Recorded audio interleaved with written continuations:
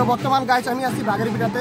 আর চড়ক পূজার একদিন আগে জানোই লাল মানুষ নামানো হয়। প্রথমাদের লাল মানুষের কিছু দৃশ্য দেখাচ্ছি, তো দেখতে থাকো, ব্লগটা স্কিপ না করে শেষ অবধি।